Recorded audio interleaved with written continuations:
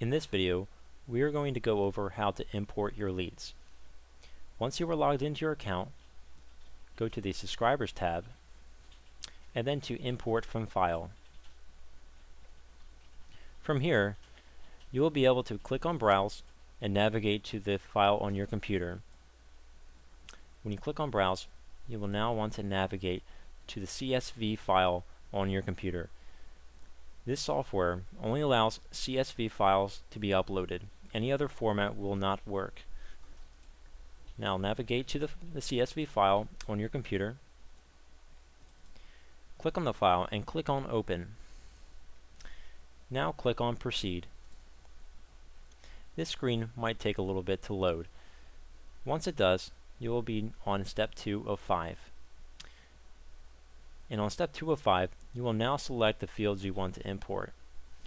You will notice in field 1, there's a sample of an email address. Next to it is a drop-down menu. You will want to select email address from that drop-down menu.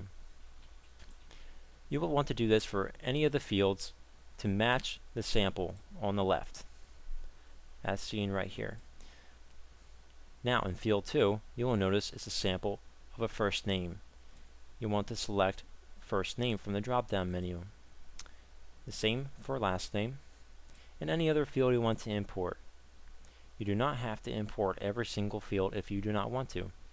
We suggest you import email address, first name, last name, IP address, and timestamp. I will select these in this video. Once you have selected all the fields you want to import, click on Proceed. On step 3 of 5, just click Proceed. On step 4 or 5, you will notice 2 optional fields. You do not have to worry about them. In default format, you can select Campaign Default from the drop-down menu. For Auto-Responder, you can select the autoresponder you want to import the leads into. If you do not already have an autoresponder, please create one before importing these leads. Once you have an autoresponder created, you will be able just to move them right into there.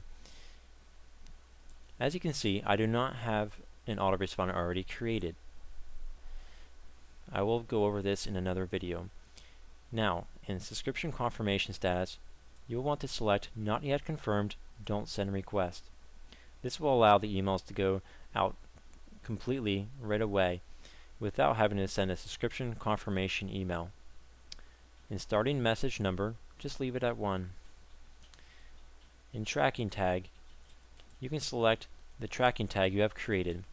If you do not already have one, we will go over this in another video.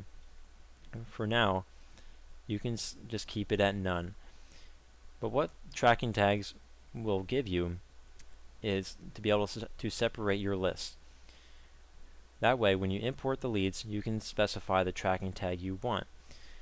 And later, you will be able to filter the list to see only the ones in that tracking tag and to send an email to only those leads. Now, in initial subscription status, just keep it at active.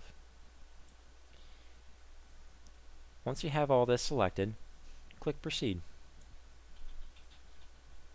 On the last step, you will notice a summary of what we just did.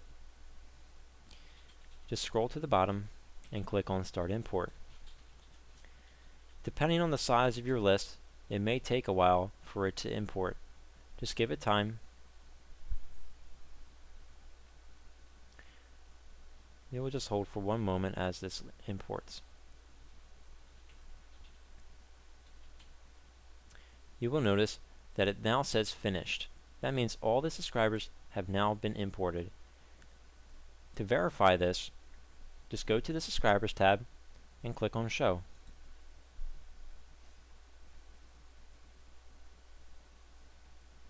Here you will see a list of email addresses that we have imported. You will notice some duplicates here, but I was just importing them multiple times, which you want to avoid since the system has a problem with deduplicating lists when they are already imported.